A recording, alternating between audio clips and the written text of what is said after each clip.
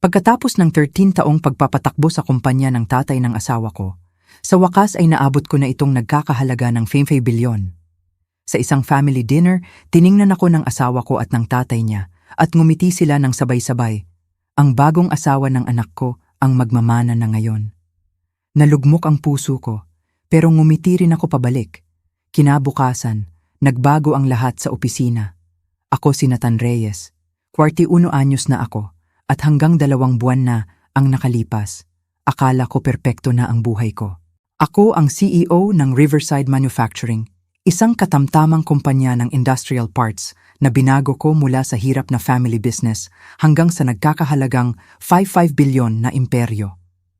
Ang kumpanya ay pag-aari ng biyenan ko, si Gerardo Jerry Santos, na ibinigay sa akin ng control 13 taon na ang nakalipas ng pakasalan ko ang anak niyang si Mara. Noong una, nalulugi ang Riverside. Magaganda naman ang mga industrial components nila, pero masama ang pamamahala.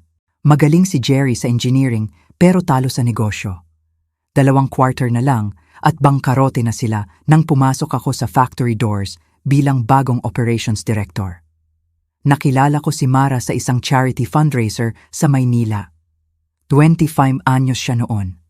Maganda sa effortless way na dulot ng old money at magandang upbringing.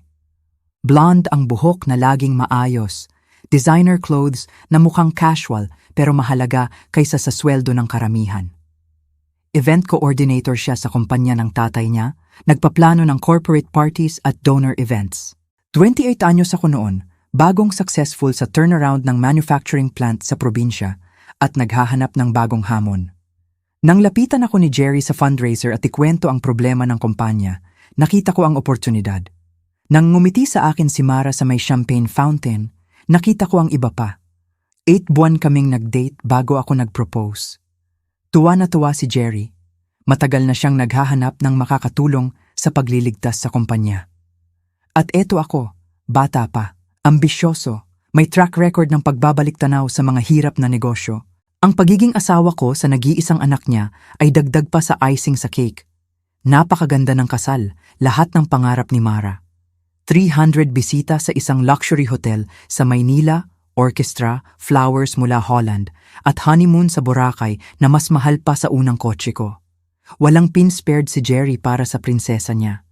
2 linggo pagbalik mula honeymoon, ginawa na akong operations director ni Jerry na may malinaw na landas patungong CEO. Sa loob ng 3 taon, ako na ang namamahala sa buong kumpanya. Nag-retire si Jerry sa advisory role. Halos sa golf course na lang siya nagpapalipas ng oras habang binuo ko ulit ang negosyo mula sa simula. Kung nag-e-enjoy ka sa kwentong ito ng corporate betrayal at hidden revenge, pakihit ang subscribe button at i-on ang notifications para hindi mo makaligtaan ang susunod. Mag-comment sa baba kung ano ang tingin mo sa family businesses at loyalty. At kung sa tingin mo ay matututo silang lahat ng aral na hindi nila malilimutan kay Nathan, paki-like at smash ang like button. Balik na tayo sa kwento. Brutal ang unang 8 taon. 80 oras ako nagtatrabaho sa isang linggo, restructuring departments, renegotiating supplier contracts, naglalagay ng bagong quality control systems.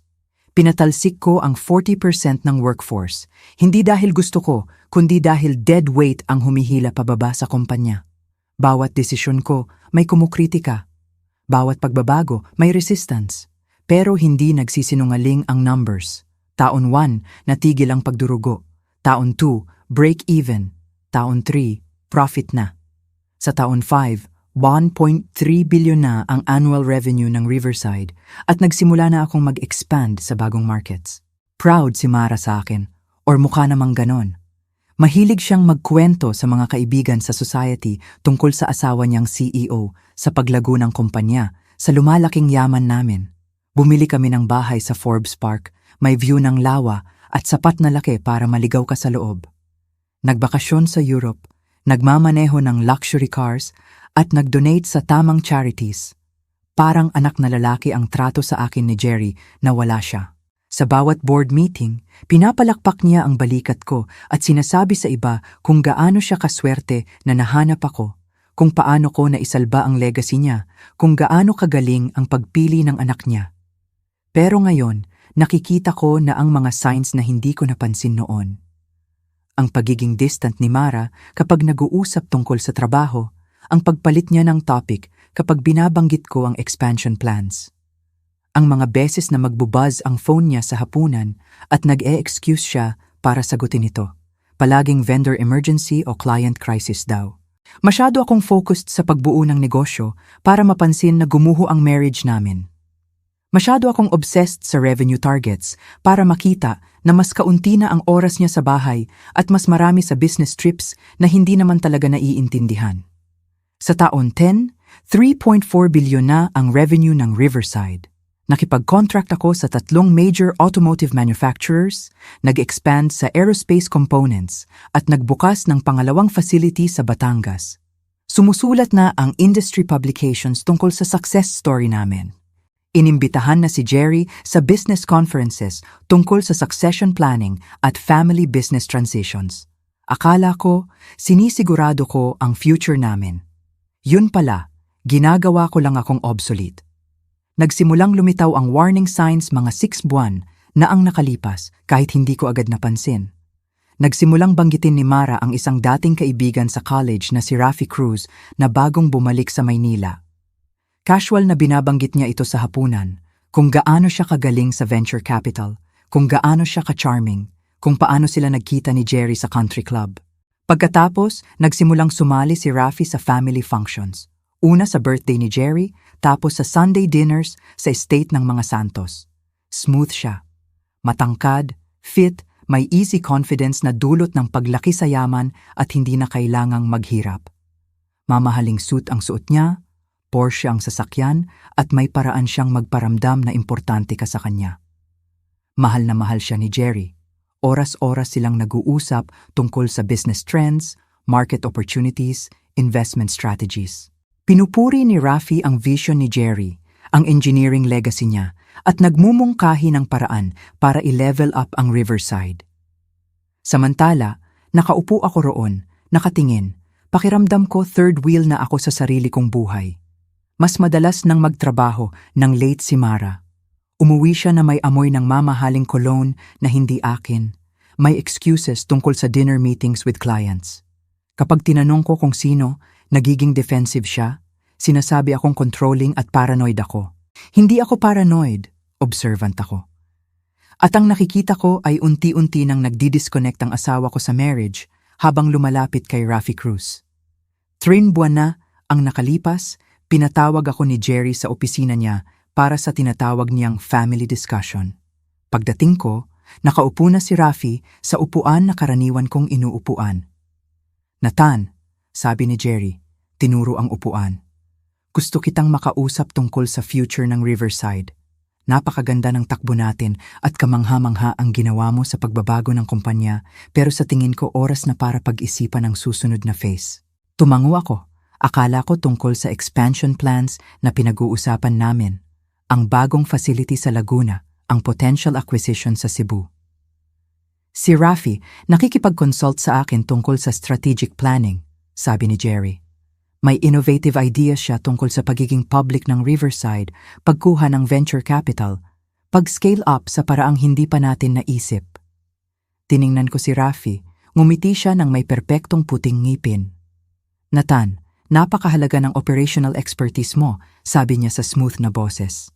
"Pero ang growth sa ganitong level ay nangangailangan ng ibang skill sets. Financial engineering, investor relations, market positioning, iyan ang specialty ko." "Ano ba talaga ang imumungkahi mo?" tanong ko. Pakiramdam ko nagyayelo ang tiyan ko. Nilinaw ni Jerry ang lalamunan. Isinasaalang-alang namin na isama si Rafi bilang strategic advisor para gabayan kami sa susunod na growth phase. CEO ka pa rin, syempre, pero malapit kayong magtrabaho ni Rafi sa high-level strategy. Mukhang reasonable. Mukhang smart business move. Mukhang simula ng katapusan. Sa susunod na 3 buwan, lumaki ang role ni Rafi. Dumalo na siya sa executive meetings, nagbibigay opinyon sa desisyon na dati ay akin lang. Pinapalitan niya ang recommendations ko, binabanggit ang market research na hindi ko pa nakikita. Nagse-schedule siya ng meetings sa key clients nang hindi ako kasama, tapos nagre-report kay Jerry kung gaano kaganda. At sa lahat ng ito, sinusuportahan siya ni Mara. Ipinagtatanggol niya ang ideas nito sa hapunan, kinukritika ang resistance ko sa change, sinasabing baka threatened ako sa mas bata at innovative. Hindi ako threatened. Nakikita ko lang ang coup na dahan-dahang nangyayari. Ang tunay na betrayal ay nangyari 2 linggo na ang nakalipas sa family dinner sa estate ng mga Santos. Celebration dapat yon. Best quarter ever ng Riverside, fee 5 billion na annual revenue. 13 taon ko itong pinaghirapan at pinilit ni Jerry na mag-family dinner para ipagdiwang. Dapat alam ko nang may mali nang makita ko ang Porsche ni Rafi sa driveway. Hindi siya pamilya. Wala pa siyang opisyal na posisyon. Pero nakaupo na siya sa dining table na parang belong siya roon. Itinaas ni Jerry ang champagne glass nang makaupo kami lahat. Kay Nathan, sabi niya, sa 13 taon ng dedikadong serbisyo sa Riverside Manufacturing, dinala mo ang kumpanya ko lampas sa pangarap ko. Nag-clink ang glasses, ngumiti ako, proud kahit may bara sa dibdib. At ngayon, dagdag ni Jerry, lumalawak ang ngiti, oras na pag-usapan ang future. Mara, bakit hindi mo ikwento ang balita natin? Nagsimulang magbayad ako ng pansin. Talagang pansin. Sa mga sumunod na linggo, napansin ko ang mga bagay na dati hindi ko pinapansin dahil busy o masyadong nagtitiwala. Laging nakaharap pababa ang phone niya. Nagsimulang mag-password protect ang lahat, kahit ang laptop na dati iniiwan bukas sa kitchen counter. May late meeting siya 3 o 4 na gabi sa isang linggo. Umuuwi pagkatapos ng 10 p.m. na amoy mamahaling alak at may excuses tungkol sa mahirap na clients. Pero ang tunay na kumpirmasyon ay galing sa business partner ko, si Nathaniel, na kilala rin si Vanessa halos kasing tagal ko. Carlo, may sasabihin ako, sabi ni Nathaniel isang hapon sa opisina. Mukhang hindi komportable, paulit-ulit ang paglipat ng timbang sa paa. Ayaw ko maging bearer ng bad news, pero kailangan mong malaman. Ano yon? Nakita ko si Vanessa last Tuesday sa The Merchants. Nagdi-dinner siya kasama ng isang lalaki. Ang Merchants ay upscale restaurant sa BGC, yung tipong pupuntahan mo kung gusto mong ipahanga o kung may tinatago kang relasyon. Sino kasama niya? Inilabas ni Nathaniel ang phone at pinakita ang larawan. Nakaupo si Vanessa sa corner booth kasama ng lalaking hindi ko kilala. Mid-40s, mamahaling suit, yung corporate confidence na dala ng pera at tagumpay. Hindi sila naghahawakan, pero intimate ang body language, nakahilig sa isa't isa. Kamay ni Vanessa sa table, malapit sa kanya na maaaring casual o sadya. Sino yon? Blake Morales, CEO ng Morales Digital. Isa sa pinakamalaking marketing firms sa Makati. Lahat nag-click. Ang late meetings, bagong obsession sa itsura, bigla ang interes sa pera ko. Hindi lang iniisip ni Vanessa na mag-start ng sariling agency. Pinaplano niyang iwan ako para sa may mas maraming pera, status, at aesthetic appeal. Nagpasalamat ako kay Nathaniel at sa susunod na buwan ay nangalap ako ng ebidensya. Hindi para sa revenge, kundi proteksyon. Kilala ko si Vanessa, alam kong susubukan niyang gawing villain ako. Mag-spin ng kwento tungkol sa neglectful husband na hindi sumuporta sa pangarap niya. Kailangan ko ng patunay kung ano talaga siya. Nag-hire ako ng private investigator, si Rachel Torres, na espesyalista sa domestic cases at highly recommended ng isa sa attorneys ko. Maingat si Rachel. Sa loob ng 2 linggo, may photos na siya ng pagkikita ni na Vanessa at Blake Morales sa hotels, restaurants, sa loft nito sa Makati. Hindi na nga sila nagtatago. Akala siguro masyadong tanga o busy ako para mapansin. Ang report ng investigator ay nagkumpirma ng hinala ko.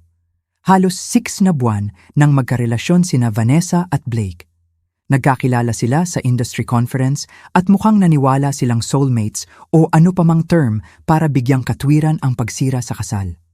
Si Blake ay pinoproseso ang divorce sa pangalawang asawa. At ayon sa sources ni Rachel, nangako siyang magbibigay ng position kay Vanessa sa firm niya kapag libre na siya sa akin. Pero ito ang tungkol sa mga katulad ni Blake Morales. Hindi sila umaakyat sa tuktok sa pagiging mabait o pagsunod sa pangako. Gumagamit sila ng tao at itinatapon kapag hindi nakapakipakinabang. Pinanatili ko ang lahat sa sarili ko. Nagpakatulad ako ng normal na buhay pamilya habang naghahanda para sa hindi maiiwasan. Inilipat ko ang pera sa accounts na hindi alam ni Vanessa. In-update ang will ko. Gumawa ng copies ng lahat ng financial at marital records. Nagsimulang maghanap ng apartment, mga lugar na pupuntahan ko kapag nag-collapse ang lahat. Ang birthday party sana ang exit opportunity ko. Plano kong manatili hanggang dinner, mag-make ng appearance para sa friends at family niya, tapos sabihin sa kanya privately kinabukasan na gusto ko ng divorce. Malinis, simple, dignified. Pero nang sabihin niyang lumabas ako sa photo, nang ipahiya niya ako sa harap ng 50 tao para lang mapanatili ang perfect aesthetic, nagbago ang lahat.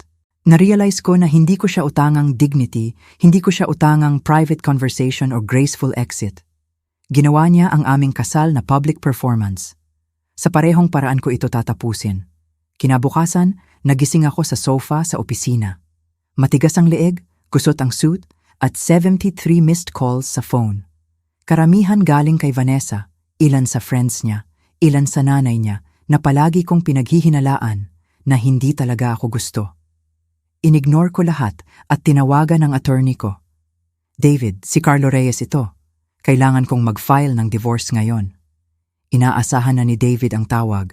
Napag-usapan na namin, 3 buwan na ang nakalipas nang magsimula akong maghanda. Handa na ang papers by noon. Ikaw ba magsiserve o ako? Ipadala sa opisina niya ng 2 p.m. Siguraduhin na naroon ang assistant niya para mag-witness. Kung public drama ang gusto ni Vanessa, bibigyan ko siya ng public drama. Ginugol ko ang umaga sa gym, nagpagupit, bumili ng 3 bagong suit at lumipat sa furnished apartment na nalis ko 2 linggo na ang nakalipas sa ilalim ng LLC na inayos ng attorney ko. Pagdating ng paghahatid ng divorce papers sa opisina ni Vanessa, settled na ako sa bagong lugar na may bourbon at 0 regrets. Sumabog ang phone ko bandang 2:30 pero na-block ko na ang number niya. May mga tawag mula sa unknown numbers, inignore ko rin. Sa wakas, bandang 6 p.m., tumawag si Lorna. Carlo, ano bang nangyayari? Nag-file ako ng divorce. Straightforward lang. Dahil sa nangyari sa party, hindi niya sinasadya yon. Stressed lang siya sa pagiging perfect ng lahat. Lorna, sasabihin ko sa'yo to dahil palagi kang mabait sa akin. Si Vanessa, may affair kay Blake Morales sa loob ng 6 na buwan. Plano na niyang iwan ako kahit paano. Ang photo thing ay lang nagpabilis lang ng timeline ko. Katahimikan. Paano mo nalaman tungkol kay Blake? Alam mo na, nagiya ko na nagbago siya lately. Secretive pero Carlo, wala akong proof. Ayaw kong makialam sa kasal niyo dahil sa hinala lang. Salamat sa yon. Pero may proof na ako ngayon. Photos, financial records, lahat ng kailangan. Ano ang gagawin mo? Diborsyuhan siya, protektahan ang assets ko at magpatuloy sa buhay. Huminga ng malalim si Lorna. Lalaban yan. Alam mo yon. Hayaan siyang lumaban. Matatalo siya. Pagkatapos ko makipag-usap kay Lorna, nagbuhos ako ng isa pang bourbon at binuksan ang report ng investigator sa laptop. 200 pages ng dokumentasyon, photos ni na Vanessa at Blake sa restaurants, hotels, loft niya, text records na nakuha ni Rachel sa paraan na hindi ko tinanong. Financial transactions na nagpapakita na si Blake ang nagbabayad ng hair appointments ni Vanessa, bagong wardrobe, kahit ang photographer para sa birthday party. Yung huling detalye ang nagpatawa sa akin. Ako ang nagbayad ng venue, pagkain, alak, pero si Blake ang nagbayad kay Tristan para i-capture ang perfect aesthetic moment ni Vanessa. Yung moment na ipinahiya niya ako sa harap ng 50 tao para magmukhang mas maganda sa mata niya. Mabilis ang paglipat ng divorce pagka-file ko. Sinubukan ni Vanessa na labanan ng prenup, sinabing signed under duress 13 taon na ang nakalipas, na pinilit ko siyang panatilihin ang separate finances dahil hindi ako nagtitiwala sa kanya. Dinemolish yun ng attorney ko sa loob ng 15 minuto sa unang mediation. Mrs. Reyes, sabi ni David, kalmado pero matatag ang boses. Kinatawan ka ng sarili mong attorney nang pirmahan mo yung prenup. Nag-negotiate ka ng favorable terms, walang duress. Ang lawyer ni Vanessa, isang matalas na si Tricia Vargas na espesyalista sa high-asset divorces, sinubukan ang ibang angle. Ang kliyente ko ay deserve ng compensation para sa 13 taon ng emotional labor, pagsuporta sa career ni Mr. Reyes habang sinasakripisyo ang sarili niyang advancement. Halos matawa ako. Lagi namang mas focused si Vanessa sa career niya kaysa sa akin, pero handa rin si David. Si Mrs. Reyes ay may extramarital affair kay Blake Morales, CEO ng Morales Digital. Sa loob ng humigit kumulang 6 na buwan, inilabas ni David ang folder. Ito ang photographs at financial records ng relasyon nila. Mas matyaga pa si Mr. Reyes sa infidelity ng asawa. Pumuti ang mukha ni Vanessa. Binuksan ni Trisha ang folder, tiningnan ang unang pahina, saka mabilis na isinara. Kailangan namin ng recess, sabi ni Trisha. Sa break, naghintay ako sa conference room ni David habang humahawak siya ng tawag sa ibang clients. 30 minuto pagkatapos, bumalik siya na may balita. Gusto nilang magsettle. Si Vanessa ang magkakaroon ng bahay at kotse. Ikaw ang magkakaroon ng lahat ng iba. Walang alimony, clean break. Ano tungkol sa affair? Alam ba ni Blake na sinusubukan pa rin niyang kunin ang pera ko? Ngumiti si David. May impormasyon ako tungkol kay Mr. Morales na maaaring interesting sa'yo. Hindi siya nagdi-divorce sa pangalawang asawa. Nag-reconcile sila 2 buwan na ang nakalipas. Tinitigan ko siya. Ano?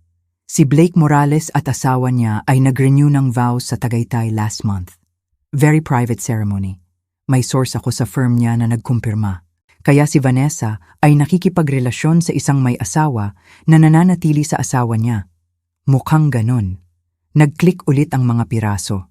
Ginamit lang ni Blake si Vanessa katulad ng sinusubukan niyang gamitin ako. Malamang, nangako siya ng lahat ng gusto niya habang hindi naman sinasadyang tuparin. Bangkarote ang Riverside sa loob ng X na buwan. Ibebenta ang building at equipment para sa creditors at lilipat si Rafi sa susunod niyang venture capital opportunity. Iiwan ka na lang ng memories ng maaaring mangyari. Pakiusap, Nathan, may dapat na paraan. Sumandal ako sa upuan tulad ng dati niyang ginagawa. May isa nga, willing akong bilhin ang natitirang assets ng Riverside. Ang building, equipment, pati ang pangalang Santos. Bibigyan kita ng 450 milyon. Mas mataas pa yan sa current value, pero generous ako. 450 milyon? Namula ang mukha ni Jerry. Mas mataas ang halaga nito. Hindi na. Wala ng clients, patents, o competent management. 450 million, Jerry? Take it or leave it. Kinuha niya. Anong choice ba? 3 buwan pagkatapos, sinakop ng Reyes Manufacturing ang natira sa Riverside. Ginamit ko ang building bilang second facility, ibinenta ang outdated equipment at pinatay na permanente ang pangalang Santos. Ang legacy ni Jerry, ang kumpanya na itinatag ng lolo niya 70 taon na ang nakalipas, nawala na. Ang engagement ni Namara at Rafi ay tumagal lang katulad ng Riverside. Lumabas na interesado lang si Rafi kay Mara kapag kasama ang successful na kumpanya at mayamang tatay. Pag nawala pareho, nawala rin siya. Huling balita ko, lumipat siya sa ibang lugar at nagtatrabaho bilang consultant sa tech startups. Minsan pang sinubukan ni Mara na makipag-ugnayan, ilang buwan pagkatapos. Nagpakita siya sa bagong opisina ko. Wala ng designer clothes, pagod at malungkot ang itsura. Nathan, malaking pagkakamali ang ginawa ko. Pwede ba tayong mag-usap? Tiningnan ko ang babaeng minahal ko sa loob ng 13 taon. Ang babaeng nanood habang ibinigay ng tatay niya ang trabaho ko sa boyfriend niya. Ang babaeng pumili ng excitement kaysa loyalty. Wala nang pag-uusapan, Mara. Ginawa mo ang choice mo. Ako'y namumuhay na lang sa consequences ng desisyon mo. Sorry, tanga ako. Mukhang exciting si Rafi, pero hindi siya ikaw. Ikaw ang talagang nagmamahal sa akin, sa kumpanya, sa pagbuo ng pangmatagalan. Tama ka, nagmalasakit ako. Sa loob ng 13 taon, mas inalagaan kita at ang tatay mo kaysa sa sarili ko. Iyon ang pagkakamali ko, pero natuto ako. Kaya tapos na tayo? Tapos na tayo mula nang i-announce mo ang engagement mo sa ibang lalaki sa dinner na dapat para ipagdiwang ang tagumpay ko. Ako lang ang nagpatuloy sa laro. Umalis siya at hindi na ako nabalitaan mula noon. Ngayon, ang Reyes Manufacturing ay umabot na sa 5.6 billion annual revenue. Nag-expand na sa 3 rehiyon, may 240 empleyado at 100% sa akin ang pagmamay-ari. Walang partners, walang investors, walang family members na pwedeng kumuha nito. Gising ako tuwing umaga sa bahay na dinisenyo ko mismo. Walang Mara, walang in-laws, walang fake family dinners kung saan nagpapanggap na nagmamahal habang nagpaplano ng pagtataksil. Ako lang, ang negosyo ko, at ang team na binuo ko. Minsan tinatanong kung may guilt ba ako sa pagsira sa legacy ni Jerry. Sagot ko, wala.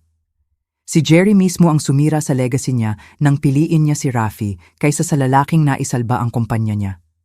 Ginawa ko lang na tugma ang consequences sa betrayal.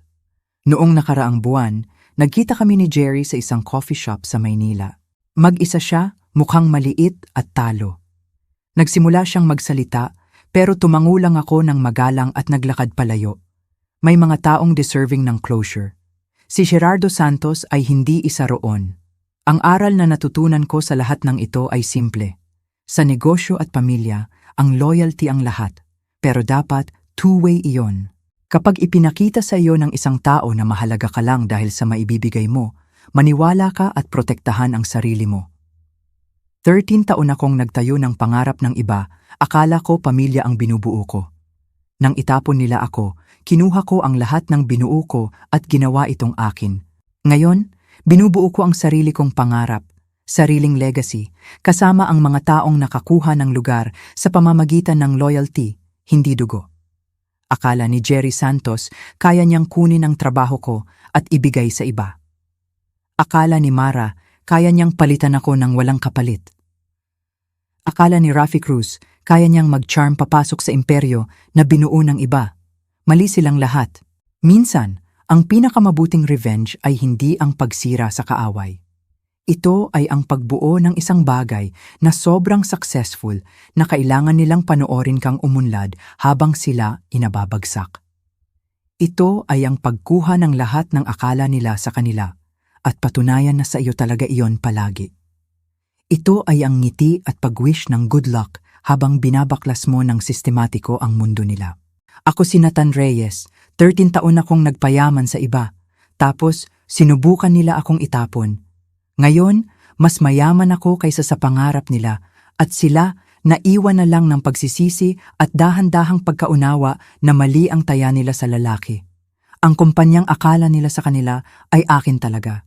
Hindi lang nila na-realize hanggang huli na. Kung naantig sa iyo ang kwentong ito, kung nakaramdam ka na minsan ng undervalued o betrayed ng mga pinagkatiwalaan mo, mag-comment at ibahagi ang karanasan mo. At kung nagustuhan mo ang hustisya na na-serve, siguraduhing subscribe ka para sa higit pang kwento tungkol sa mga taong ayaw maging biktima. Salamat sa pagbabasa at tandaan, minsan ang pinakamabuting revenge ay ang maging undeniably successful.